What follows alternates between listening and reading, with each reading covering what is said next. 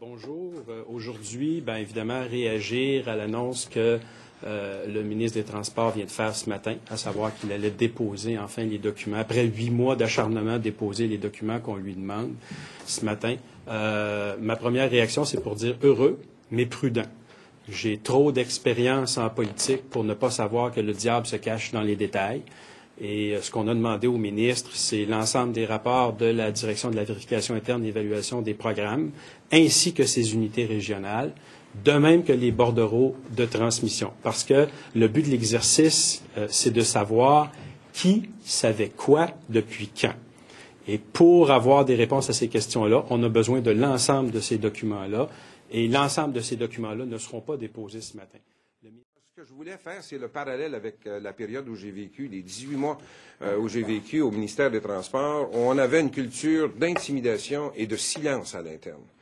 Et la note de service qui m'a été lue hier dans l'entrevue que je donnais à M. Marissal, pour moi, il y avait deux niveaux à cette note de service. Le premier, c'est on vous aide, on va vous aider si jamais vous êtes interrogé par des enquêteurs, ça c'est une chose. Mais l'autre chose, c'est aussi ne parlez pas. Et c'est ce qu'on a vécu. Et il faut s'assurer qu'on ait une protection pour ceux qui dénoncent des situations dans les ministères. C'est ce qu'on demande dans le projet de loi 1. Et c'est Mais donc, vous pensez que cette note-là vise quoi? À intimider en quelque sorte les fonctionnaires? Vise à centraliser l'information qui va sortir du ministère.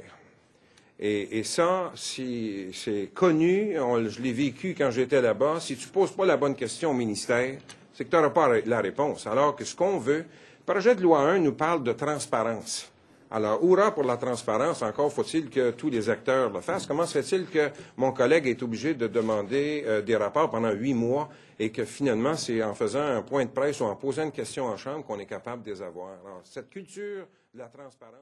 Là, ce matin, on a une ouverture de la part du ministre, puis tout ça, mais parce que j'étais pas en chambre hier, mais quand j'ai revu la période de questions où mon collègue posait la question et que j'ai entendu la réponse, si je m'étais fermé les yeux, là, ça aurait été la même chose que du temps du Parti libéral. C'est comme ils ont changé de côté, mais c'est la même réponse. On va attendre la commission Charbonneau.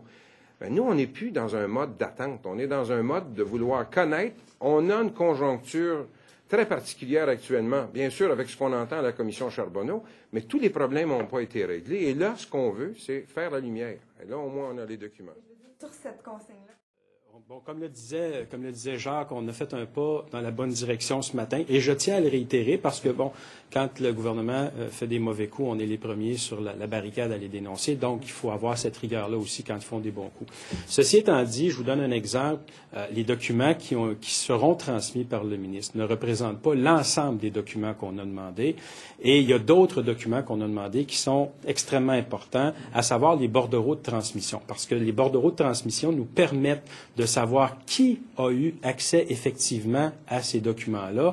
Et c'est important parce que ça nous indique jusqu'à quel niveau dans la hiérarchie du ministère on était au courant de ce qui se passait, on était au courant des informations contenues dans le rapport.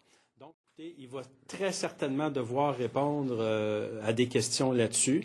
Cette note de service-là, comme mon collègue, M. Duchesneau, l'a dit, elle est inquiétante parce que quand on la prend au deuxième niveau, ça ressemble drôlement à de l'intimidation. Je faisais un parallèle à M. Duchesneau tout à l'heure, quand un membre du crime organisé entre dans un commerce en expliquant au commerçant qu'il a grandement besoin de protection et que lui va lui offrir cette protection-là.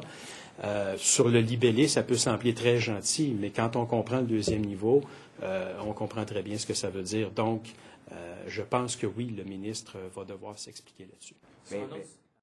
Actually, if you take the memo itself, they're sending a management message. That's not a problem. But when you know what is the way of thinking within the department at the moment, I think it also sends a second message. If you need to cooperate with the investigators, don't worry, we're going to be there. We're going to help you with lawyers and all this.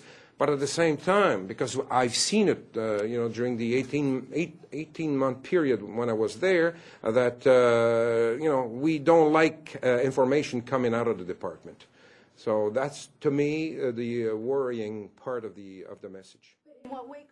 People who testify before the Charbonneau Commission all come and say, you know, we've received threats, you know, we're afraid for the family and all this. But when you're a civil servant, you also fear of losing your job. And to me, when I read a message like that, you know, it sends a very powerful message. Don't talk. You think that it's